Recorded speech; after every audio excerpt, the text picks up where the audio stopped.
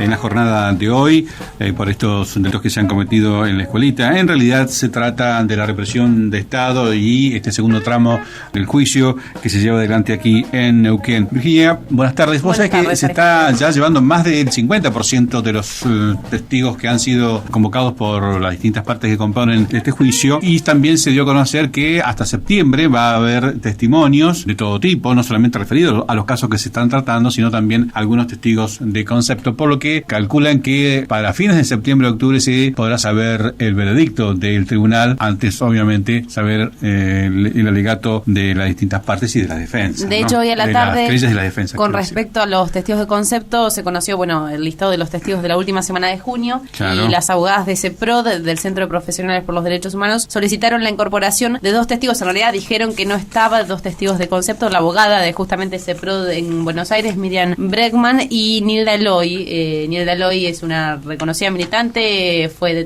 detenida entre otros con Julio López, quien, recordamos, continúa desaparecido luego de declarar en una causa similar a esta allí en La Plata. En la ciudad de La Plata, claro, está en el juicio conocido por el Checolaf. Recuerden ustedes que este albañil declaró, fue muy importante su testimonio que comprometió a Checolaf, y creo que fue en el momento del veredicto, ¿no? Que no apareció, dijo que iba al juicio y no apareció cuando iban a dar a conocer la sentencia. Hoy declaró Pedro Justo Rodríguez, un hombre que vive actualmente en Londres y que fue secuestrado de su vivienda en la ciudad de Cinco Saltos. Tiene 70 años, es psicólogo y escribió su parecer, digamos, en cuanto a que fue secuestrado. Estuvo en la comisaría de Chipoleti, de Cinco Saltos primero y después de Chipoleti, para luego ser derivado a la U9 en la escuelita, después a Rawson, hasta que logra que el Poder Ejecutivo Nacional lo lleve hacia Londres, donde habían pedido por él y le consiguieron una visa. Lo importante, lo interesante de Pedro Justo Rodríguez fue que identificó a Guglielminetti cuando fue llevado a la Policía Federal, que si bien lo golpearon no fue torturado como otros. También que él se dedicó, después que llega al exilio, a realizar un estudio, trabajar junto con organizaciones humanitarias respecto de los torturados, porque significaba que quien está en el exilio y puede haber padecido la tortura está en soledad, y es muy difícil su contención porque no está su grupo cercano en la mayoría de los casos, y además porque ese proceso de duelo, de resolverlo, es bastante complejo. Por eso dedicó su actividad profesional a justamente crear las condiciones o crear organizaciones para que acudan en auxilio de estas personas que, sufriendo la tortura, tuvieron que exiliarse. Dijo una frase que me pareció importante tener en cuenta: dice, se puede resolver el duelo de la tortura hasta llegar a estar consciente de que su personalidad ha sido violada, ha sido invadida, y que incluso se despersonaliza para que no lo afecte tanto, digamos, y que no es una enfermedad, sino que le genera al torturado una enorme depresión, que ese estado psíquico perdura, y que cuando se tortura, la tortura lo que genera no solamente al torturado, sino también a su entorno, a su familia, a los vecinos, pero que lo que es más importante, destruye el tejido social de una comunidad, plantea en su trabajo Pedro Rodríguez. Bueno, lo importante de él, te decía que él estuvo en la cárcel de Rawson, que conoció a varios de los que aún están desaparecidos, Cancho, Seminario, Pincheri y demás, y que fue revisado por un médico cuando estuvo en la escuelita, y veía él cómo gozaban, digamos, de la tortura, porque contó un detalle: que cuando se cansaban de producirle el paso de corriente eléctrica por su cuerpo, él, mientras esperaba una nueva sesión, entre comillas, las personas que lo hacían hablaban de pesca y lugares donde podían, adelante de él, quiero decir, donde podían ir a pescar, en fin, y ese tipo de diálogos que a él lo sorprendía y que obviamente contaba cuando declaraba ante el Tribunal Oral Federal. Tenemos un audio de él, es cierto, de lo que él declaró, del sentimiento que le despertó cuando declaró ante el Tribunal Oral Federal esta mañana. Vamos a escuchar a Pedro Justo Rodríguez. Justamente el torturador a veces se lo quiere simplificar con un problema médico, que es un sádico, así, y no lo es. Son gente que estaba en la ideología que ellos tenían, estaban cumpliendo. No se olviden que la doctrina de la seguridad nacional implicaba que era el enemigo adentro de nosotros y que tenían que destruirlo. ¿Por qué? Porque mientras te torturaban a vos, ellos sabían que estaban defendiendo a la patria azul y blanca de ellos, que estaban defendiendo todos esos privilegios y todas esas cosas. Y vos ya dejabas de ser un ser humano para convertirte en un marxista, un una persona mala, drogadicto. Acuérdense de todas esas cosas que acusaban a la gente.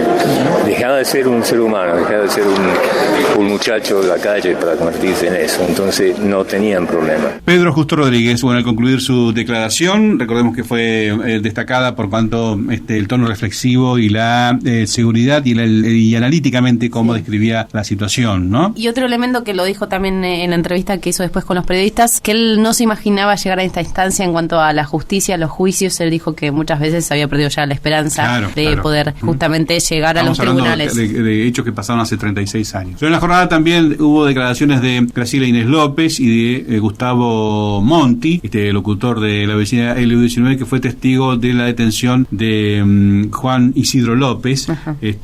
Recordó justamente que fue testigo de ese allanamiento que lo llevó adelante la policía de la provincia de Neuquén y gente de civil, dijo Monti. Por la tarde justamente declaró Juan Isidro López, un hombre de unos 80 años, que a pesar de su edad estaba muy bien. Sí, tal vez había que repetirle un poco las preguntas. Recordemos el caso de Juan Isidro. Él era empleado de Agua y Energía de la Nación y tenía una actividad como gremialista del Sindicato de Luz y Fuerza de Río Negro y Neuquén. Tuvo 2 episodios. En realidad, en el año 75 le allanaron su vivienda y fue detenido junto a su mujer. Estuvieron unos 3-4 días detenidos. Y después, ya en enero del 76, o sea, estamos hablando antes del golpe militar, es nuevamente detenido. Lo identificó a Camarelli en esta oportunidad, que fue detenido en la vía pública por Camarelli, y hizo un amplio recorrido. Estuvo en la U9, en sede de Policía Federal de Neuquén, en Rawson, en la U6 de Rawson. Después se lo llevaron de Rawson, lo trajeron aquí hasta la escuelita, lo volvieron a llevar a Rawson y también tuvo un paso por Bahía Blanca. Finalmente estuvo en total un poco más de un año detenido y es liberado en Rawson. Tal como lo identificó también Pedro Justo Rodríguez, Juan Isidro López identifica a Guglielminetti como el torturador. Él dice que está seguro que Guglielminetti era quien lo torturaba en la escuelita, porque además se presentó... En la escuelita, a diferencia de otros que hablan de la Policía Federal. En la escuelita, sí, en la escuelita, porque dice que además se identificó como Guastavino, que era el nombre que usaba Guglielminetti, y dijo que en realidad lo conocía Guglielminetti porque su paso por la Policía Federal, que estuvo unos pocos días, Cáceres, que él también era miembro de los servicios de inteligencia... Pero que estuvo detenido en Rawson,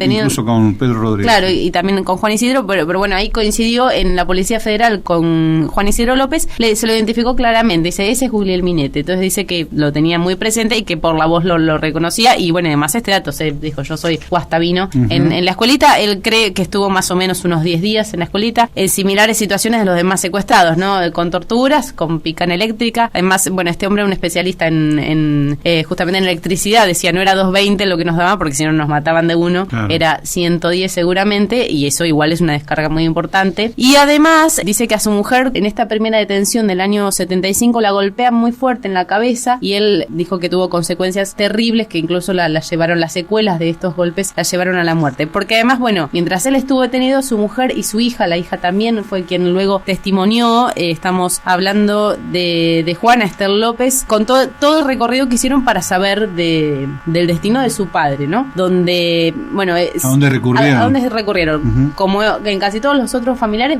Farías Barrera, quien los atendía en el comando. De hecho, Juan Isidro López dice que Farías Barrera, para mí, dice, Farías era el dueño de todos los presos. Esa fue la frase.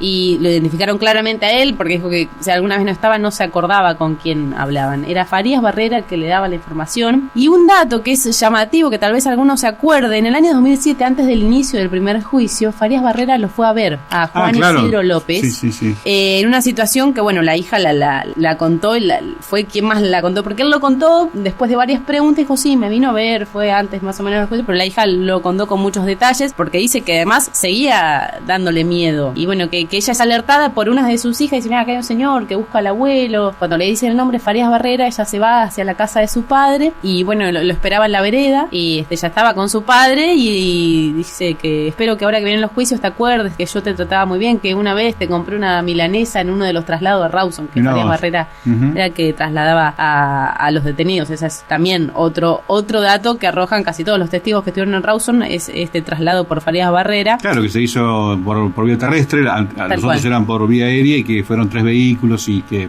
incluso les liberó la venda a algunos de ellos para que fueran a orinar en el medio del campo, ¿no? Bueno, y dice que se bajó del auto, le preguntó a Juan Isidro si se acordaba de él, por supuesto que se acordaba, yo soy Farías Barrera, lo voy a citar como testigo, dice que le dijo, y que además estaba planeando hacer otras visitas, entre ellos se lo nombra a Tropiano y a Lugones, que los iba a ver también en este plan, ¿no?, de buscar testigos a su favor ante el inminente comienzo de los juicios. Bueno, dice que la situación, la hija contó que vio que su papá se empezó a poner nervioso y le dijo, si no se va, yo voy a empezar a gritar, voy a llamar a los vecinos, y bueno, y ahí se fue, porque lo que decía la hija claramente, una mujer de 50 años que además tenía muy marcado en algunos fragmentos, realmente se emocionó porque tenía 14 años cuando lo secuestraron al papá. La mamá cae en una fuerte depresión, además de estos problemas de salud, así que ella es la que lleva gran parte de la lucha, incluso viaja 2 veces a Rawson a verlo con todo lo que significaba. Decía, además dice, mi papá era sostén de familia, así que nosotros recibíamos ayuda de los compañeros. Bueno, y este dato del 2007, ¿no? Y los dos dijeron que fueron a declarar para que se haga justicia. Queremos llegar a la verdad, para que, en el caso la hija dijo, para que las generaciones venideras sepan del genocidio que ocurrió en nuestro país. En nuestro país, claro, que es un poco también un denominador común de muchos que han testimoniado ante el Tribunal Oral Federal. ¿Cuándo son las próximas audiencias? ¿Vos tenías el miércoles 27 de junio se reinician, la semana que viene no hay, miércoles, jueves y viernes las últimas de junio. Antes de la feria, digamos. Exactamente, las últimas de la feria, por lo que estamos viendo hay unos cuantos testigos, han cambiado también la nómina de testigos y ya, como decís vos, después se iniciará después de la feria, en fines de julio será. Claro, agosto, septiembre también habrá audiencias con más testigos,